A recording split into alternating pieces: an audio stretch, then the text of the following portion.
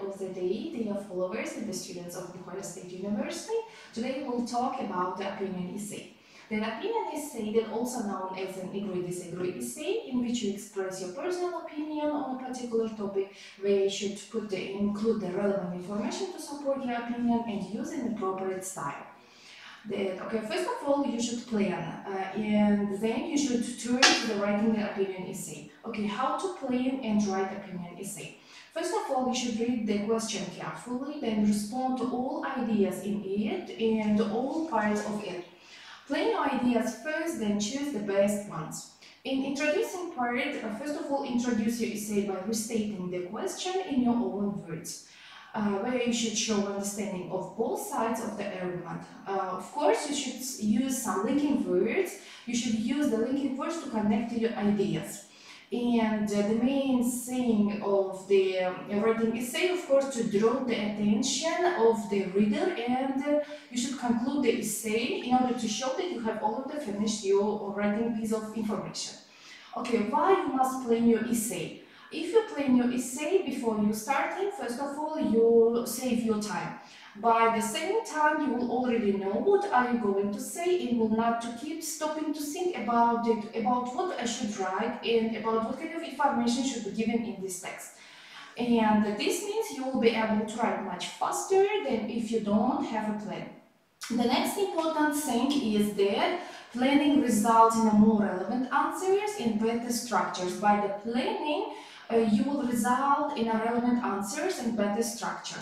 Remember that 25% of your marks are for task achievement. The task achievement is answering all part of the question, presenting relevant ideas that are well developed, having clear supporting points to extend the main idea. But another 25% of the marks are for coherence and cohesion. Okay, what are they? They include organizing your ideas in a logical order, having a separate paragraph for each main idea, and linking paragraph appropriately. Okay, and as we know that all essay writing or all piece of writing have the main four parts. They are introduction, main part, main bodies, and the conclusion. And the first thing from which we start is the introduction, of course. Okay, why the introduction is so important? Beginning your writing tasks well will immediately starting up the marks for both task achievement and coherence and cohesion, of course, which together carry 50% of the marks. A good introduction does several things. First of all, it gives an excellent first impression to the reader. It shows the examiner that you understand the question. It gives the examiner a brief overview of what you will cover in the rest of the essay, and it focuses your thoughts and keeps you on track while reading. A good introduction has a simple three-part structure. The first thing is paraphrasing the question. You should paraphrase the question which is given by the examiner. The next one is a thesis statement where you should give your answer, and the third one is outlining the statement. This structure can be used for any type of the question, and it should include, it should be about 2-3 sentences, be approximately 40 to 60 words long, and it should take about 5 minutes. Okay, if we think about and talk about one type of the essay writing, let's look and start analyzing it. Okay, there is a question that some young people are leaving the countryside to live in cities and towns, leaving only old people in the countryside. Do you think this is a positive or negative development? There is given one example, as we mentioned earlier, each introduction should include in a paraphrased question, thesis statement, and outline statement. By the example, you can see it on your screen. You can see the given example. You can read it, analyze by yourself. All the details are written here. That is, the first sentence is paraphrased question, the second one is a statement, thesis statement, and the third is outlining statement. These three sentences exactly follow the three-part structure for creating introductions to writing tasks and also avoid common mistakes. This short paragraph would be an excellent introduction to an essay on this topic. Okay, the next main part of the essay writing after introduction is undoubtedly the main body. Okay, how to write great main body paragraphs. Okay, the structure of a good supporting paragraph is of course topic sentence, explanation sentence, where you show that why you are writing exactly on this theme. Are you agree or disagree with this theme? Or that you would like to show the positive or negative points of this essay writing. And of course, you should give some relevant examples. Okay, let's talk about the topic sentence. Topic sentence, while the overriding objectives when completing an essay writing task is to give the examiner what they want to say. Okay, in your essay, you might firstly answer the question and secondly be structured in such a way that the ideas flow logically from one to another. Achieving this will gain you a high score for task achievement, of course, the cohesion and the coherence. The topic sentence plays an important role here. It states the main idea, acting as the signpost for what is come to the next, and that's why what the paragraph will be about. Okay, let's see the same question as we have already written the introduction part. Let's move to the main body paragraph 1.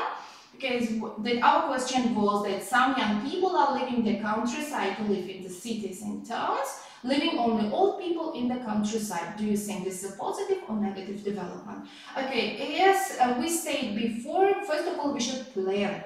In our plan, we have already decided about what we are going to write, and as the main body paragraph 1, we decided to write about the depletion of the rural workforce.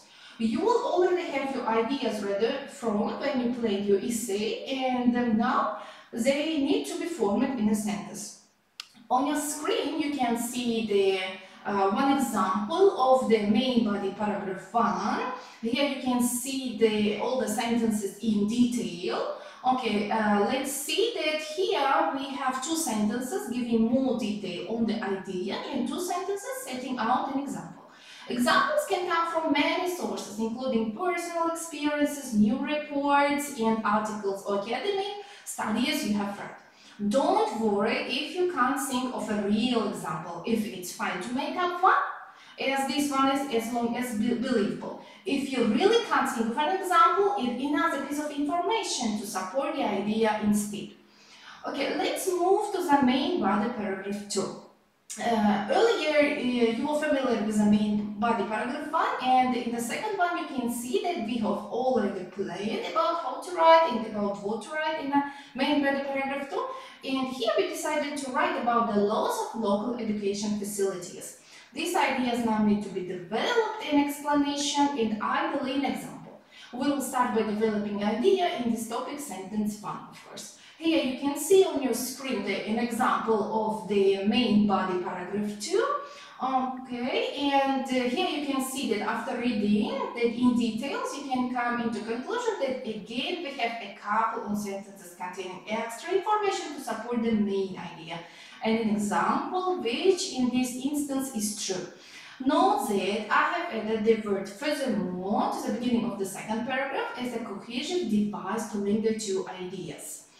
Okay, and the last part is we know that each piece of writing should include the conclusion in order to show that we have already concluded about the ideas, our thoughts, and the sentence itself.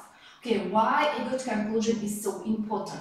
Although your conclusion will be only 1 or 2 sentences long, it is as important as each of the other sections of the essay, and note will miss out on valuable marks if you don't include one.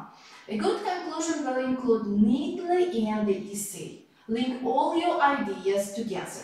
Sum up your arguments or opinion. Answer the question. Of course, all the perfect conclusion should include earlier mentioned all these thoughts and ideas. If you do this, you will improve your score for both task achievement and cohesion and coherence, which together make up 50%, a great amount of percent of the overall mark. Without a conclusion, you will score below the band 6 for task achievement, which we cannot call that as a higher achiever of the essay writing. Avoid please these 4 common mistakes. Never write, never add any new information in your conclusion. The purpose of this final paragraph is to summarize what you have already said, nothing else. Many candidates write conclusions that are far too long. A lengthy conclusion isn't necessary. Also, you won't have much time left in which to write it, so keep it short. Follow the simple guidelines I'm about to give you.